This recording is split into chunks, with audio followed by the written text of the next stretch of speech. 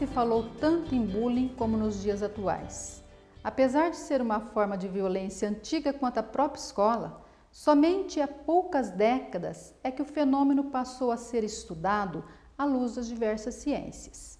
Cientificamente, não existem diagnósticos que forneçam dados globais que permitam comparativamente mensurar se o bullying é mais incidente nos dias atuais do que nas décadas passadas.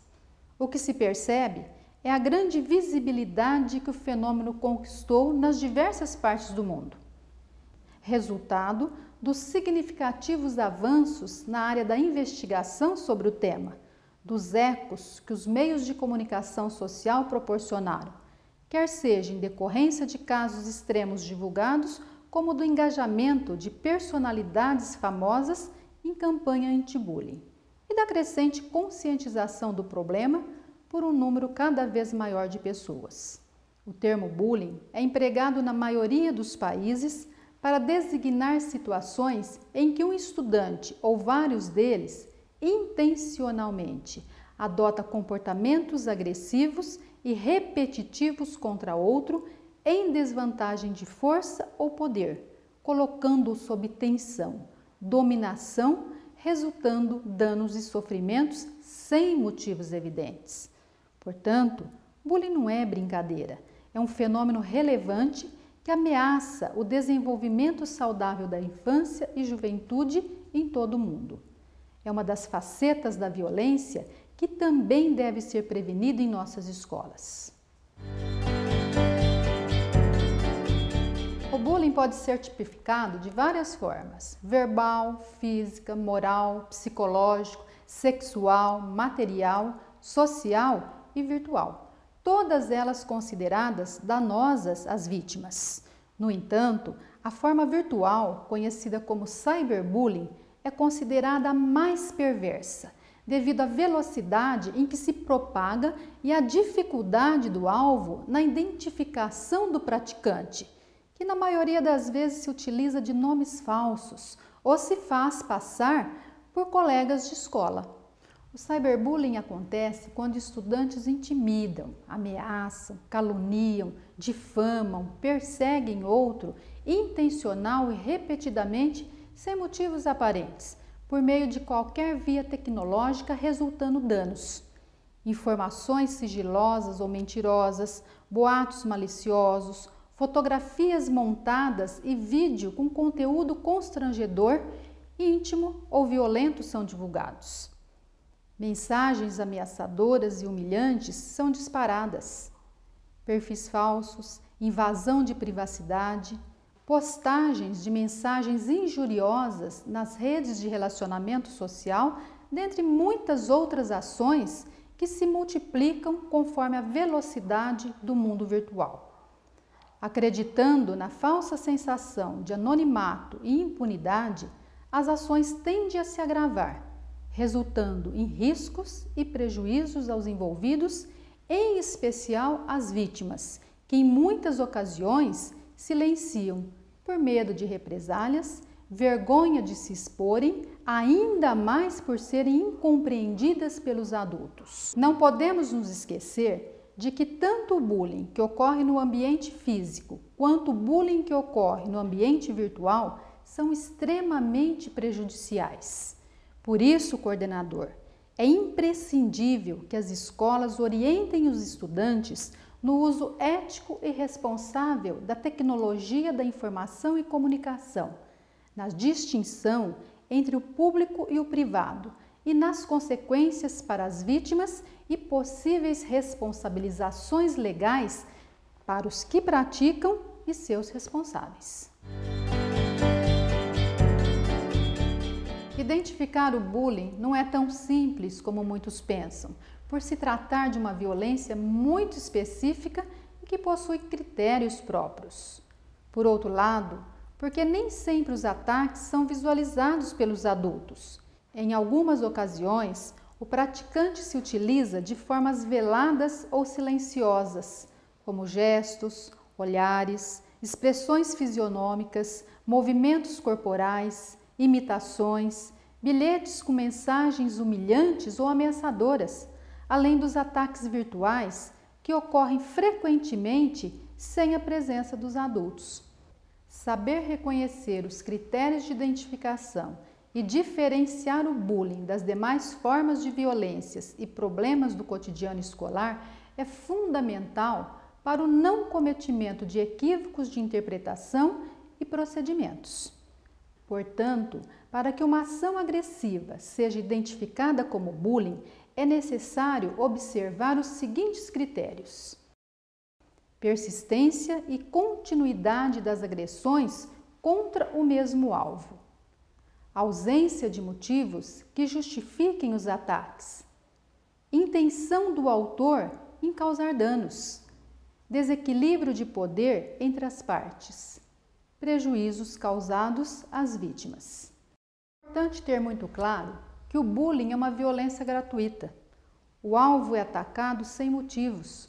Não há brigas, discussões, desentendimentos ou conflitos entre os estudantes envolvidos. As ações têm por objetivo ferir, intimidar, inferiorizar, especialmente aqueles que são considerados diferentes, seja em seu aspecto físico ou psicológico, maneira de ser, de vestir, de falar, orientação sexual, condição social, raça, dentre outras. Portanto, os atos de bullying são intencionais e planejados, tendo como alvos potenciais aqueles que possuem dificuldades de defesa, de assertividade, de posicionamentos, de buscar ajuda de colegas ou adultos.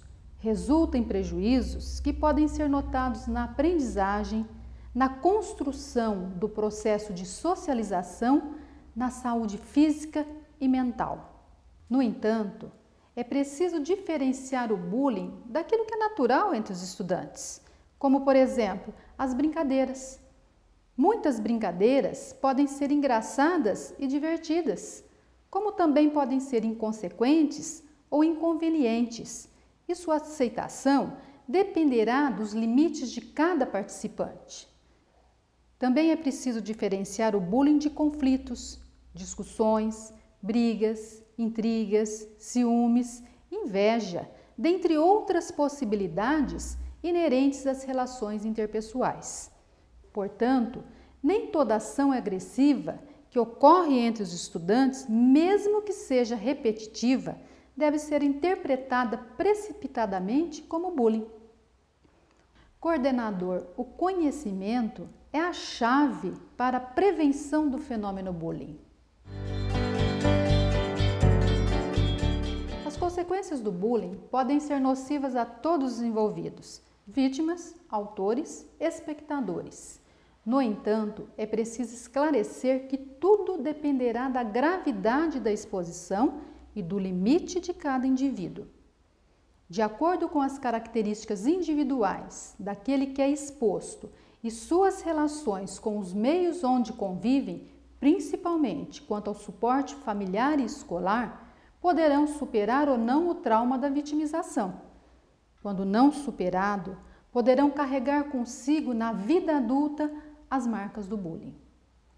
Os estudos têm demonstrado que tanto o alvo quanto o autor têm seu processo de aprendizagem prejudicado, sua saúde emocional afetada, seu processo de socialização comprometido.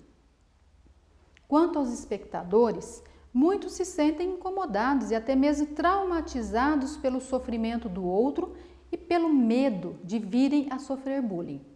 Outros acabam apoiando as atitudes negativas dos colegas, comprometendo o desenvolvimento de habilidades pró-sociais e a aquisição de valores fundamentais para a convivência, como respeito, tolerância, solidariedade, justiça, amizade.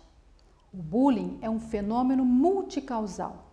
Por isso, para compreendê-lo, é preciso pensar nos diversos fatores que influenciam o comportamento dos envolvidos. Fatores pessoal, familiar, escolar, cultural, socioeconômico, dentre outros. É interessante pensar na influência familiar, em seus modelos autoritários ou permissivos de educar, que muitas vezes promove a submissão, a insegurança, a falta de limites ou até mesmo a agressividade e a violência. Por outro lado, é interessante pensar na mídia, através dos noticiários, telenovelas, filmes, programas humorísticos, em que muitas cenas repudiam aqueles que são diferentes. Nos jogos virtuais e de videogame, podendo representar verdadeiros simuladores de violência. É importante pensar também nas atitudes culturais, como a intolerância e preconceito, geradoras de discriminação e ódio sistemático contra indivíduos e grupos específicos. Nas escolas, com suas políticas inadequadas e o despreparo de muitos profissionais para lidarem com problemas comportamentais e emocionais dos estudantes. E, finalmente, na falta de investimentos e de políticas públicas para o desenvolvimento de programas preventivos. Portanto, para entender as causas do bullying, temos que entender a violência escolar, que é um fenômeno complexo e reflexo das violências existentes no âmbito social. Coordenador, o papel da escola é fundamental para prevenir qualquer forma de violência e promover um ambiente saudável para todos que estudam e trabalham na instituição. O ideal é que desenvolva programas preventivos que envolvam toda a comunidade escolar, profissionais, estudantes e as famílias. Os programas devem conter estratégias pautadas em valores humanos, cujo objetivo principal é a promoção da cultura de paz. A escola deve preparar seus profissionais para intervir sempre, sendo situações de bullying ou não. Afinal, é de sua responsabilidade a segurança de crianças e adolescentes que estão sob sua guarda e proteção, podendo inclusive ser responsabilizada por omissão.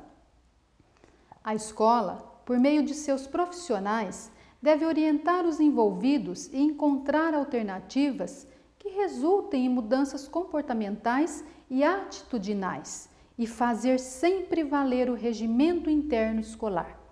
Promover o diálogo, a democracia, o protagonismo juvenil, a cidadania. No entanto, se ocorrer o bullying, deverá agir imediatamente. Dependendo da gravidade do fato, deverá convocar a família dos envolvidos para que juntos possam encontrar alternativas. Quando os casos extrapolarem os limites da escola e a aplicação de medidas pedagógicas, deverá recorrer às instituições parceiras, como o Conselho Tutelar, a Delegacia de Polícia ou o Ministério Público, e acompanhar os procedimentos adotados por tais instituições. Quando perceber necessidade, também deverá encaminhar os envolvidos aos profissionais de ajuda. Apesar de percebermos nas diversas partes do mundo um grande movimento contrário ao bullying, liderado por celebridades, políticos, escolas, famílias, o mesmo deveria estar ocorrendo em relação à cultura de paz. Nesse sentido, a escola deve promover esse movimento. É preciso firmar um compromisso com a esperança cotidianamente. Esperança de que é possível mudar realidades. Coordenador, o bullying é um comportamento aprendido e, como tal, deve ser desaprendido.